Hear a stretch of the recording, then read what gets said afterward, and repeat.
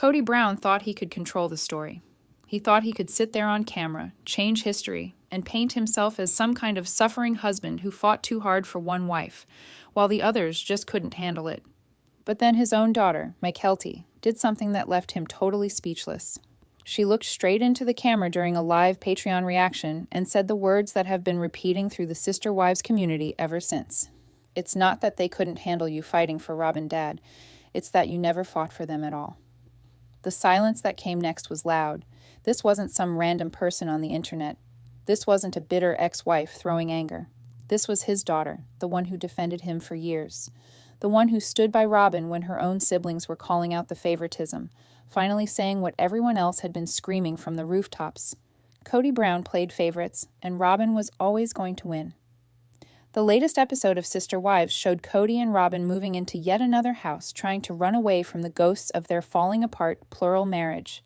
But instead of sympathy, instead of understanding, Mckelty and her husband Tony sat down to watch the episode and totally tore into them.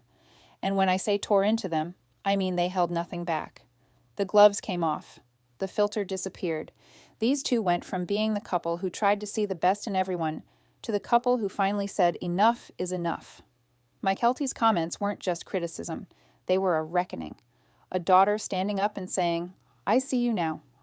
I see what you really are, and I'm not going to pretend anymore." What makes this even more explosive is that Mckelty used to be Robyn's biggest defender.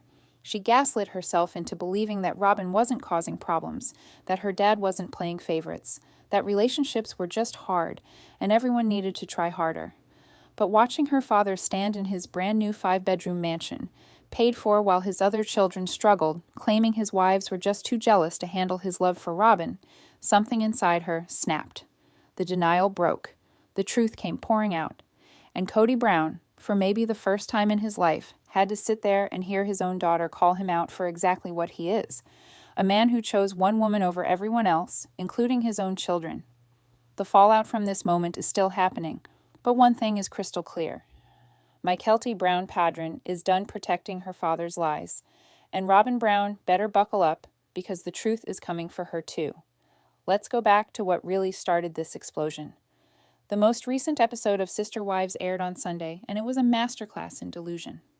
Kody and Robyn, the last couple standing in what used to be a 4-wife plural marriage, were shown moving into a new home in Flagstaff. Not just any home, a bigger home, a 5-bedroom mansion that Kody proudly showed off while complaining about how sad he is that his family fell apart. The irony was so thick you could cut it with a knife. Here's a man who spent years putting one wife first over 3 others, who let his relationships with 13 children fall apart because he couldn't be bothered to show up for anyone who wasn't Robyn, now playing the victim because those wives had the nerve to leave him. The episode was filled with Kody's usual self-pitying story. He stood in that big new house talking about how his wives just couldn't handle that he fought so hard to keep Robyn safe. He painted himself as some kind of noble protector who was just too devoted to one woman, and the others got jealous and walked away. Robyn, meanwhile, sat there, claiming she's not happy, that this isn't what she wanted, that she dreamed of living plural marriage, and it's such a tragedy that the other wives left. The manipulation was suffocating. These two were literally standing in the proof of their choices, surrounded by the life they built together, while everyone else moved on and still trying to play the victims. But here's where it gets interesting. They bought this house to run away. Tony called it out perfectly. Instead of dealing with the pain they caused, instead of facing the fact that their actions destroyed a family, Kody and Robyn decided to pack up and move to a new house where they wouldn't have to see Christine's place or drive past Coyote Pass or be reminded of the wives who escaped. It was a location cure for a spiritual problem. They thought a change of scenery would erase the guilt, would somehow make them feel better about the mess they left behind. Spoiler alert, it didn't work. What made this episode even more frustrating was watching Robyn pretend to be heartbroken about the end of plural marriage. She sat there talking about her promise, about wanting to live her religion, about how heartbroken she is that the family split up, but anyone with eyes could see the truth. Robyn got exactly what she wanted. She got Kody all to herself. No more sharing, no more rotation, no more pretending to care about sister-wife relationships. She won the competition she swore she wasn't in. And now she has to live with the fact that winning doesn't feel as good as she thought it would. Because deep down, even Robyn knows that what they built together was made on the broken hearts of 3 other women and 13 children, and no amount of square footage can cover that up. Here's what makes Mckelty and Tony's change so totally stunning. These two used to be the peacekeepers, the ones who tried to see both sides, the ones who defended Robyn when other siblings were calling her out. Mckelty especially had a reputation for gaslighting herself into believing that her father wasn't playing favorites, that Robyn wasn't manipulating the family dynamics, that if everyone just tried harder, plural marriage could work. She bent over backwards to give her dad and Robyn the benefit of the doubt. She defended them publicly. She made excuses for behavior that was inexcusable, and for years, she carried that burden of trying to be the good daughter who didn't rock the boat. But something shifted. Tony walked into that Patreon recording already annoyed, already fed up, already knowing that whatever came out of Kody's mouth was going to set him off. And it did. This is a man who in the past stayed pretty neutral, who didn't jump into family drama, who tried to support his wife without totally burning bridges with her father. But watching Kody stand in that new house, listening to him blame the other wives for being jealous, hearing him rewrite history in real time, Tony couldn't hold back anymore. He called it out. He said what everyone was thinking. And the fact that even Tony, Mr. Nice Guy, Mr. Let's Keep the Peace, was done with Kody, and Robyn speaks volumes about how bad things have gotten. Mckelty's change has been even more dramatic. This is a woman who once argued with her siblings about Robyn's intentions. She defended the relationship between Kody and Robyn as real love, not favoritism. She tried to convince herself and everyone else that the family problems were about communication issues and misunderstandings, not about one wife being chosen over all the others. She literally gaslit herself into defending behavior that was destroying her own family. But you can only deny reality for so long before the truth breaks through. And when it finally broke through for Mckelty, it came crashing down like a tidal wave. Now, Mckelty isn't just criticizing her father's choices. She's breaking them down. She's connecting dots. She's calling out patterns. She's comparing Kody to his own father, talking about generational trauma, discussing how her grandfather Wynn was a harsh parent who demanded respect without giving love, and pointing out that her dad is following the exact same playbook. This isn't surface-level frustration. This is deep therapeutic. I've done the work, and I see clearly now honesty. And it's scary for Kody because he can't manipulate someone who has already done the internal work to see through his tactics. What's even crazier is that Tony and Mckelty aren't covering for Robyn anymore either. They used to dance around her involvement, suggest that maybe she didn't realize what was happening, give her the benefit of the doubt. Not anymore. Now they're pointing fingers directly at her, saying she wanted the idea of polygamy, but never actually wanted to share Kody with anyone. The protection is gone. The grace period is over, and Robyn is being exposed right alongside Kody. The moment that will go down in Sister Wives history happened when Kody tried to spin his abandonment of 3 wives into some kind of noble sacrifice. He sat there on camera in his new mansion and said with a straight face, "My wives couldn't handle that I was willing to fight so much to make sure that Robyn was safely kept, like he was some kind of hero, like putting one woman first over everyone else was an act of bravery instead of betrayal." He actually thought that story would fly. He really believed he could frame his obsession with Robyn as devotion and everyone would just nod along and feel sorry for him, but Mckelty wasn't having it.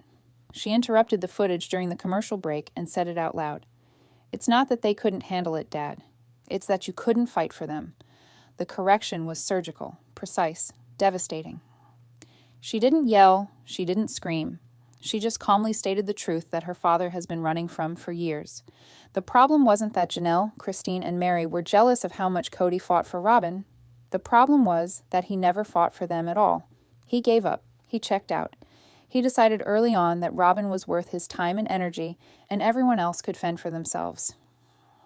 Tony jumped in to say it even more brutally. He said, "Kody's statement should have been, 'They couldn't handle that. I only fought for one of you guys and not the others.'" That's the real confession hiding underneath Kody's victim story. He didn't fight too much for one wife. He fought only for one wife while abandoning 3 others. There's a big difference between those two things, and Mckelty and Tony made sure everyone understood that difference. They weren't going to let Kody rewrite history and pretend his choices were anything other than selfish. What makes this moment so powerful is that Mckelty used to accept her father's version of events. She used to believe that relationships in plural marriage were hard, and maybe her dad was just doing his best, and maybe the other wives needed to try harder too. But sitting there watching him justify his favoritism, watching him act like the other wives failed because they couldn't compete with his love for Robyn, something clicked. She saw through the manipulation.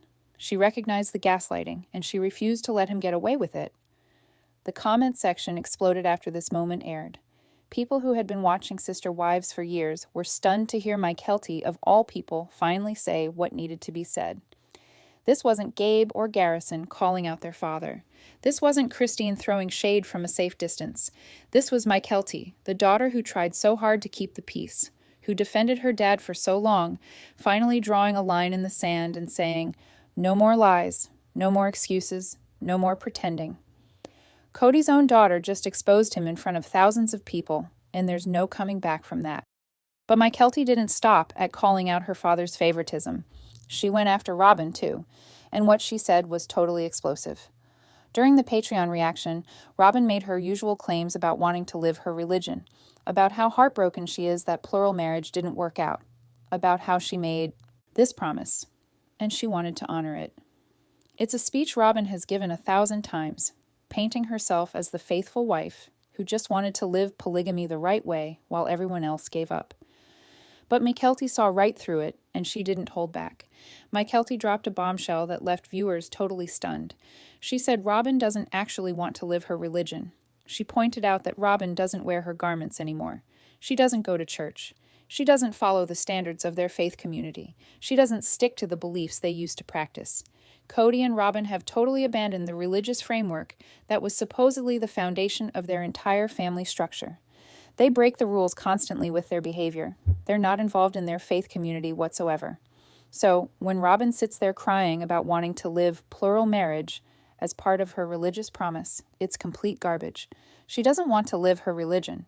She just wanted the idea of polygamy. Or more specifically, she wanted Kody. This revelation cuts straight to the heart of everything wrong with Kody and Robyn's story. They've spent years hiding behind religion, using their faith as an excuse for their choices, claiming that plural marriage was a spiritual calling they couldn't ignore. But according to Mckelty, someone who grew up in that faith and knows what it actually looks like to practice it, they're frauds. They cherry-picked the parts of their religion that helped them and threw out everything else. Robyn wanted the status of being a plural wife without actually having to share her husband. She wanted the appearance of devotion without the sacrifice. She wanted the promise without the commitment. Mckelty went even further. She said that Robyn could have lived polygamy with anyone else, but she never wanted to live polygamy with Kody. Never. Think about what that means. Robyn didn't fall in love with the principle of plural marriage. She fell in love with Kody. And once she had him, she made totally certain that no other woman would ever get a piece of what she considered hers. The whole religious angle was just window dressing, a convenient excuse to justify behavior that was actually the opposite of what their faith teaches. Because real plural marriage requires humility, sacrifice, and a willingness to share. Robyn showed none of those qualities. She showed possession, jealousy, and manipulation. The most damning part of Mckelty's assessment is that it confirms what so many people have suspected for years. Robyn never wanted sister wives. She wanted a husband, and she was willing to destroy 3 other marriages to get him all to herself. The religion was never the point. Kody was always the point. And now that she has him, now that the other wives are gone, she's still not happy because deep down she knows how she got here. The house situation became a focal point of Mckelty's rage, and for good reason. Kody stood in that brand new 5-bedroom mansion, showing off the fancy sink, walking through big rooms, talking about fresh starts and new beginnings, like he was some kind of victim who deserved a reward for surviving his family falling apart. But Mckelty saw it for exactly what it was, running away, hiding from consequences, buying a bigger cage to escape the guilt that follows them everywhere they go. She called it out directly. Instead of dealing with his problems and his issues, he's hiding from them, trying to cover up and see if he can just move to a whole new house, where he never has to see the other houses, never has to see Christine's place, never has to drive past Coyote Pass, never has to be reminded of the family he destroyed. He thinks he can close that chapter and never deal with it again. Just pack up, move to a new location, and pretend the past 18 years of hurting people never happened. But trauma doesn't work that way. You can change your address, but you can't change what you did. Tony added his own brutal observation. He pointed out that in Vegas, Kody and Robyn had everything they wanted. They spent all their time together. They did everything together. That's where Kody wanted to be. Always at Robyn's house, always putting her needs first, always making sure she felt special. And now after the other wives left, Kody and Robyn have 100% of what they were doing back then. They have all of each other. No distractions, no rotation, no pretending to care about anyone else. They got exactly what their actions in Vegas proved they wanted. And yet somehow they're not 100% happier. In fact, they seem miserable. The other wives have moved on. Christine is thriving with David. Janelle is living her best life. Even Mary, despite everything, has found peace and purpose. They're all doing better without Kody than they ever did with him. But Kody and Robyn, the couple who won, the couple who got rid of all the competition, the couple who finally have each other without interference, are hanging on by a thread. They're buying new houses, trying to make happiness. They're still complaining, still mourning, still pretending they're victims, even though this is exactly what they wanted, exactly what they chose, exactly what they fought for. Mckelty's point about the house being a form of escape was devastating because it's so obviously true. Kody can't face what he's done. He can't look at the mess of his relationships with 13 children and 3 women without feeling something, even if he'll never admit it. So he buys Robyn a bigger house, further away from the memories, further from the proof of his choices. He thinks distance will bring peace. He thinks square footage will fill the emptiness. He thinks a fresh coat of paint will cover the stains. But you can't run from yourself. And no matter how many houses Kody Brown buys, he'll always be the man who chose one woman over everyone else, including his own children. Tony's commentary during this Patreon reaction deserves its own spotlight because watching him lose patience with Kody and Robyn was totally priceless. This is a man who has in the past tried to stay diplomatic, who married into this chaotic family and tried to be supportive without getting dragged into every drama. But something about watching Kody stand in that mansion, listening to him and Robyn complain about being unhappy despite having everything they wanted, pushed Tony past his breaking point. And when Tony speaks up, you know it's bad. His observation was so simple, but so cutting. He pointed out that back in Vegas, everyone could see where Kody wanted to be. He was always at Robyn's house. He spent more time there than anywhere else. He did more activities with Robyn and her kids. He put that household above all others. His actions screamed favoritism even when his words tried to deny it. And now after the divorce avalanche, after Christine, Janelle, and Mary all walked away, Kody has 100% of what he was already doing in Vegas. He has Robyn full-time. He has all of her. No sharing, no rotation, no guilt about neglecting the other wives because there are no other wives to neglect. But here's the kicker. They're not 100% happier. They're actually worse. Tony said they're hanging on worse than any of the other wives ever did. Christine is glowing. Janelle is free. Even Mary, after years of being treated like garbage, has found her footing and moved forward. But Kody and Robyn, the ones who supposedly won this twisted competition, are drowning. They're miserable. They're buying new houses, trying to escape their own unhappiness. They're still mourning the family that they destroyed. They're still playing victim, even though they're the villains of this story. Tony's frustration was clear when he said, it's like a catalyst to try to help them. Like they're using this move, this new house, as some kind of band-aid for a wound that needs surgery. They think changing locations will magically fix the fact that they're living with the consequences of their choices. They think running away from Flagstaff's memories will somehow erase the reality that they hurt so many people to be together. But it won't. It can't. Because the problem isn't the house they're in. The problem is who they are and what they did. What makes Tony's commentary so powerful is that he's not even one of Kody's kids. He didn't grow up in this family. He doesn't have childhood trauma wrapped up in Kody's favoritism. He's an outsider who married in. And even he can see how messed up this situation is. Even he's fed up with Kody and Robyn's refusal to take responsibility. Even he's tired of watching them pretend they're heartbroken when they got exactly what they wanted. If Tony, the neutral party, is calling them out this hard, imagine how the kids who actually lived through this dysfunction must feel. No wonder. Mckelty is finally speaking her truth. Mckelty took things to an even deeper level when she started connecting her father's behavior to generational patterns. During the Patreon, she brought up her grandfather, Win, Kody's father, and painted a picture of a man who sounds totally brutal. According to Mckelty, Win was a hard parent who didn't show affection or love to his children. He demanded their work. He demanded their obedience. He was the kind of father who ruled through fear and control rather than connection and care. And here's the most telling part. Wynn didn't care if his kids loved him. He only cared that they respected him. Sound familiar? Because Kody has said the exact same thing about his own children. He's openly stated that he wants respect, not love. He's made it clear that his kids need to fall in line, show him deference, and behave the way he demands, or he has no interest in a relationship with them. It's the same toxic pattern repeating itself. Kody learned from his father that parenting is about control, not connection. That children are supposed to serve their parents, not the other way around. That respect is demanded rather than earned. And now he's inflicting that same trauma on his own 18 children. But here's where Mckelty's commentary becomes really interesting. She pointed out that while many of Kody's siblings don't have great memories of their father, while they struggled with Wynn's harsh parenting style, Kody's kids aren't following that same pattern of just accepting it. Mckelty and her siblings have been exposed to therapy. They've been exposed to different worldviews. They understand that they don't have to settle for a parent who treats them poorly just because that parent gave them life. They know better now. They recognize that respect is earned, not demanded. They understand that love should be unconditional, especially from a parent. She said something really powerful. She said that because they know better, because they've done the work, because they understand what healthy relationships actually look like, they don't have to accept Kody's behavior anymore. They don't have to have a relationship with him just because he's their father. They can walk away. They can set boundaries. They can refuse to participate in his toxic cycle. And that's exactly what so many of them have done. Gabe, Garrison, Gabriel, Gwendolyn, even Mckelty herself. Now they're all standing up and saying, "We're not doing this anymore. We're not going to beg for your love. We're not going to perform for your respect. We're not going to sacrifice our mental health to maintain a relationship with someone who doesn't value us."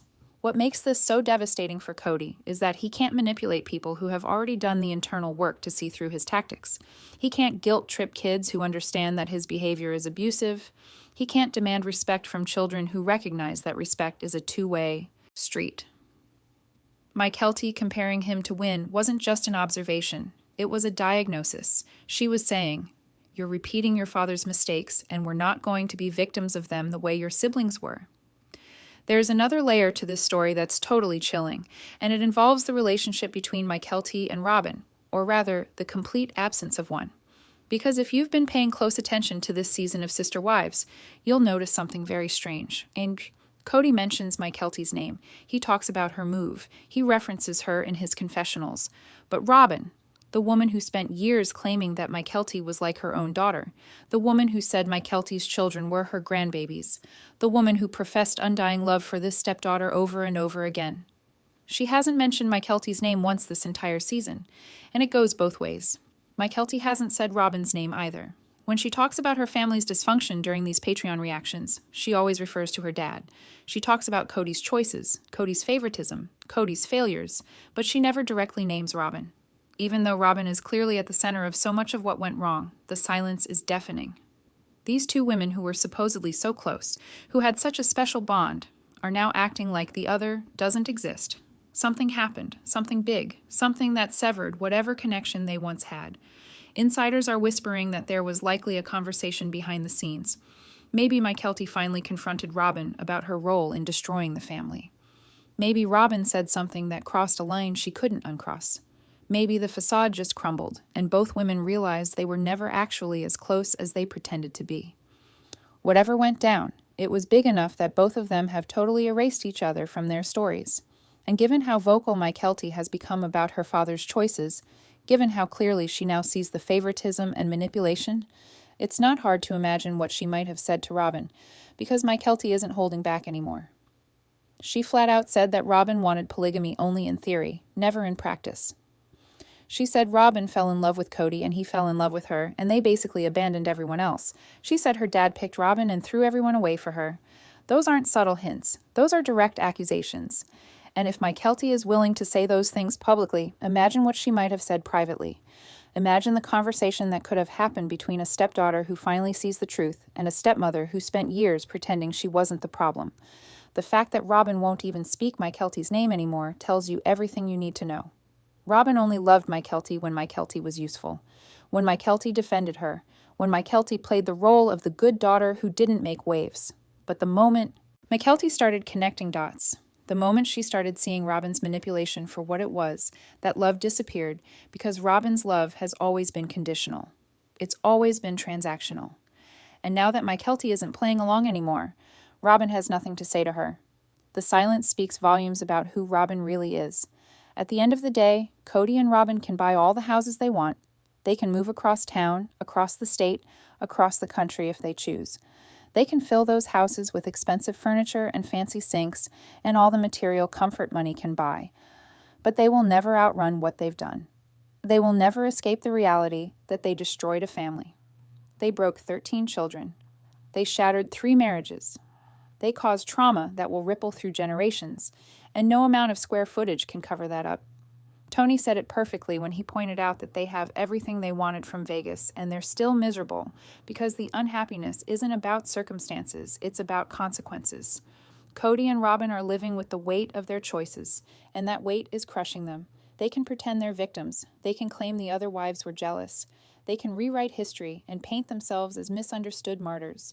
But deep down, in the quiet moments, when the cameras aren't rolling, they know the truth. They know what they did. They know who they hurt, and they know they can never undo it. Mckelty's evolution from defender to truth teller is one of the most powerful storylines to come out of this entire Sister Wives saga. Watching her break free from the denial, watching her connect the dots, watching her finally stand up and say, "I see you now, and I'm not protecting you anymore," has been totally incredible. She gaslit herself for years trying to make her father's behavior make sense. She defended Robyn when her siblings were calling out the favoritism. She tried so hard to be the good daughter who kept the peace, but you can only carry that burden for so long before it breaks you. And now Mckelty is free. Free to speak her truth. Free to acknowledge that her father chose one woman over everyone else, including his children. Free to call out the fact that Robyn never actually wanted plural marriage. She just wanted Kody. Free to recognize that the whole religious story was a smokescreen for selfishness. Free to connect her father's abusive patterns to his own father's failures. Free to set boundaries and walk away from relationships that hurt her. That freedom is everything. That freedom is what Kody and Robyn will never have because they're trapped in the prison of their own making. The real tragedy here isn't that plural marriage didn't work. It's that Kody and Robyn had 18 children watching them, learning from them, internalizing their dysfunction. And those children are now standing up and saying, "We're not repeating your mistakes. We're not perpetuating your trauma. We're breaking the cycle."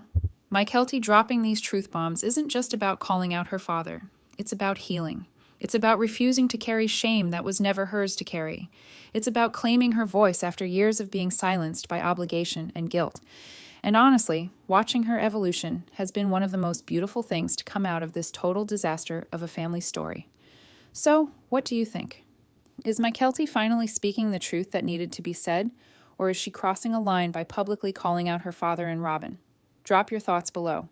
And listen, if this story got you fired up, you're going to want to see what's coming next because the Sister Wives drama never stops. Make sure you're subscribed to Soul Sister Wives so you don't miss a single bombshell. The next video is waiting, and trust me, you won't believe what's coming next.